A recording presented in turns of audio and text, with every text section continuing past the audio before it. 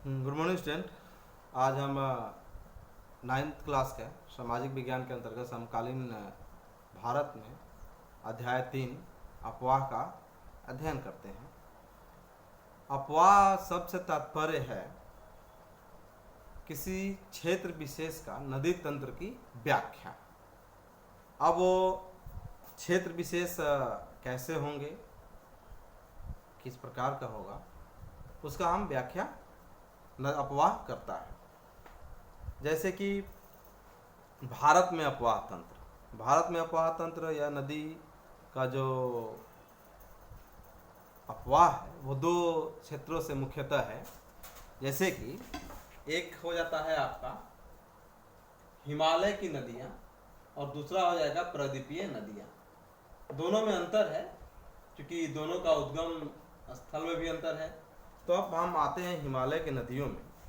तो चूंकि भारत के दो मुख्य भौगोलिक क्षेत्र से उत्पन्न होने के कारण हिमालय तथा प्रदीपीय नदियाँ एक दूसरे से भिन्न हैं। कैसे भिन्न है? हिमालय की अधिकतर नदियाँ, जो अपना हिमालय का अधिकतर नदियाँ ये 12 मासी नदियाँ हैं। चूँकि इनके जल का जो स्रोत है ये वर्षा भी है और हिम भी है। इसकी वजह से यहाँ 12 मासी नदियाँ बहती है। और चूँकि इनकी दो मुख्य नदियाँ हैं, हिमालय नदियों में सिंधु तथा ब्रह्मपुत्र उत्तरी भाग से निकलती हैं और हिमालय नदियों की उत्पत्ति स्थान से लेकर समुद्र तक के लंबे रास्ते तय करती है। ये अपने मार्ग के ऊपरी भागों में तीव्र अपरदन की क्रिया करती हैं। तीव्र अपरदन की क्रिया से तात्पर्य होता है चूँकि ये हिमालय क्षेत्र से निकलती हैं, तो हिमालय क्षेत्र से निकलने के क्रम में इनमें बहाव तेज होता है, तो ये अपरदन की क्रिया भी तेजी से करती है। मतलब काटना छाटना, पर्वतों को, मिट्टियों को अपने साथ बहाना, ये तीव्र गति से करती है और भारी मात्रा में सिल्ट एवं बालू का संवहन भी करती है। मध्य एवं निचले भागों में नदियाँ विसर्ग, गोखुर झील तथा बाढ़ वाले मैदानों में बहुत से अनेक निक्षेपण आकृतियों का निर्माण करती हैं। ये पूर्ण विकसित डेल्टाओं का भी निर्माण करती हैं। इस प्रकार की जो नदियाँ हैं ये पूर्ण रूप से विकसित डेल्टा का निर्माण करती है, जैसे गंगा नदी है। हम आगे पढ़ेंगे।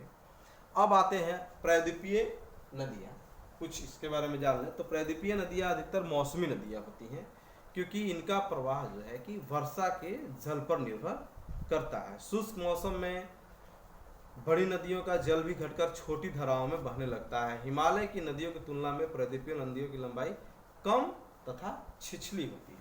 हिमालय की जो नदियाँ होती हैं इनकी लंबाई ज़्यादा होती है और वर्ष भर पानी होता है, और प्रायद्वीपीय नदियाँ जो होती हैं ये वर्षा पर निर्भर होती हैं और इनमें कम और छिछला पानी होता है। और इसमें से कुछ नदियाँ जो हैं पश्चिम की तरफ बहती हैं। कुछ नदियाँ, दो मुख्यतः नर्मदा और तापी नदियाँ हैं जो पश्चिम की तरफ बहती हैं। मतलब यहाँ से उद्गम है उनका, तो ये क्षेत्र से पश्चिम की तरफ और अरब सागर में वो। प्रायद्वीपीय भारत की अधिकतर नदियाँ पश्चिमी घाट से निकलती है तथा बंगाल की खाड़ी की तरफ बढ़ती है। मतलब अधिकांश नदियाँ निकल के इधर से पश्चिम के घाटी की तरफ निकल के बंगाल की खाड़ी में की तरफ बढ़ती हैं। अब आते हैं हिमालय की नदियाँ में। तो हिमालय की नदियाँ में 3 प्रमुख नदी है, सिंधु, गंगा तथा ब्रह्मपुत्र। ये नदियाँ लंबी भी हैं और अपने सहायक नदियों के में आकर मिलती भी हैं, और किसी नदी तथा उसकी सहायक नदियों को नदी तंत्र कहा जाता है। नदी तंत्र से तात्पर्य है कि मुख्य नदी तो है ही, उसके साथ जो सहायक नदियां आके मिलती हैं, जैसे गंगा नदी की सहायक नदियां घाघरा, सोन, यमुना, ये सब नदियां आके जैसे मिलती है तो गंगा नदी तंत्र हो जाता है। ऐसे ही हम पढ़ेंगे। सबसे पहला नदी तंत्र सिंधु नदी तंत्र। सिंधु नदी सॉरी सिंधु नदी का उद्गम मानसरोवर झील के निकट तिब्बत में है।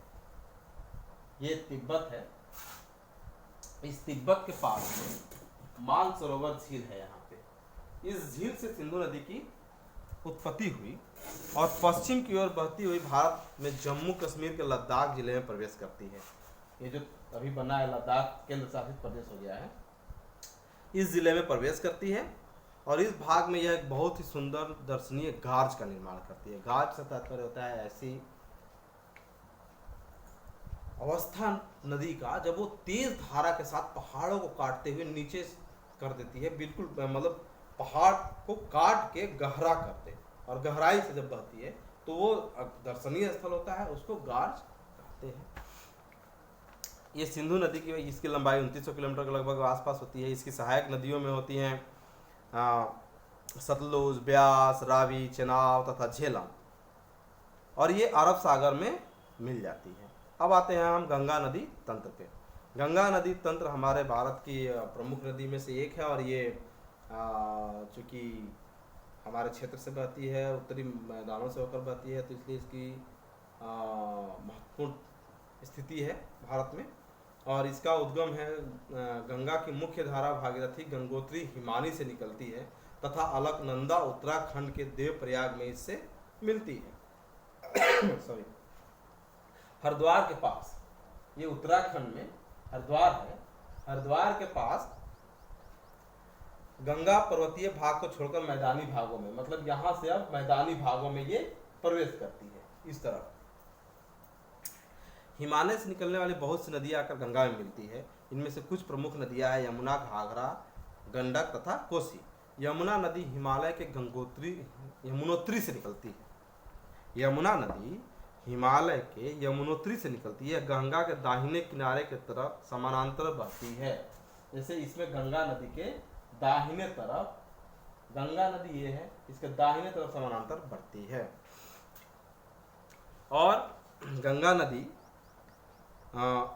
इलाहाबाद में आकर इससे यमुना मिल जाती है। घाघरा, गंडक तथा कोसी नेपाल के हिमालय से निकलती है। इसके कारण प्रत्येक वर्ष उत्तरी मैदान के कुछ हिस्सों में बाढ़ आ जाती है, जिससे बड़े पैमाने पर जान माल का नुकसान होता है। चूँकि घाघरा, गंडक नदियाँ नेपाल में जो हिमालय है, उस हिमालय से निकलती हैं, उसके वजह से ये मैदानी क्षेत्रों में आकर बाढ़ लाती है, जिससे बहुत सारा जान माल का नुकसान होता है। लेकिन उसका फायदा भी होता है, बाढ़ आने से, कुछ नई मिट्टी आने से वो मिट्टी उपजाऊ भी बन जाती है। प्रायद्वीपीय उच्च भूमि में आने वाली मुख्य सहायक नदियां चंबल, बेतवा तथा सोन है। ये अर्धशुष्क क्षेत्रों से निकलती है। इसकी लंबाई कम तथा इसमें पानी की मात्रा भी कम होती है। बाएं तथा दाहिने किनारे की सहायक नदियों के जल से परिपूर्ण होकर गंगा पूरब दिशा में पश्चिम बंगाल के फरक्का तक बहती है। पश्चिम बंगाल, यहाँ से बहते हुए पश्चिम बंगाल के फरक्का तक आती है, और यहाँ गंगा डेल्टा का सबसे उत्तरी बिंदु है। यह नदी दो भागों में बढ़ती है, भागीरथी हुगली दक्षिण की तरफ तथा डेल्टा के मैदान से बहती बंगाल की खाड़ी में मिल जाती है। मतलब भागीरथी हुगली से बहती बंगाल की खाड़ी में मिल जाती है। मुख्य धारा दक्षिण की ओर बहती हुई बांग्लादेश में प्रवेश करती है। ब्रह्मपुत्र नदी में इसमें आकर मिल जाती है। अंतिम चरण में गंगा और ब्रह्मपुत्र समुद्र में विलीन होने से मेघना के नाम से जाने जाते हैं। मतलब ये जो गंगा नदी ऊपर से ब्रह्मपुत्र नदी आके मिलते हैं, तो बांग्लादेश में उनको समंदर में मिलने से, बंगाल की खाड़ी मिलने से पहले उनको मेघना के नाम से जाना जाता है। गंगा के जल वाली यह बृहद नदी बंगाल की खाड़ी में मिल जाती है। इन नदियों द्वारा बनाए गए डेल्टा को सुंदरबन डेल्टा कहा जाता है। मतलब इन नदियों के द्वारा, गंगा और ये गंगा आग में ये सुंदरबन डेल्टा का क्षेत्र है। सुंदरबन डेल्टा। गंगा की लंबाई लगभग 2500 किलोमीटर से अधिक है। ये नदी भारत के लिए बहुत महत्वपूर्ण नदी है, क्योंकि इसमें 12 मास पानी उपलब्ध रहता है। तो इस नदी के किनारे जो अधिकांश बसे हुए शहर विकसित के श्रेणी में आ जाते हैं या विकास के कगार पर होते हैं, क्योंकि इस नदी में जल पर्याप्त मात्रा में उपलब्ध होता है। आगे हम पढ़ेंगे बाकी जो नदी तंत्र बचे हुए हैं, ब्रह्मपुत्र नदी तंत्र, इसको हम कल पढ़ते हैं। धन्यवाद।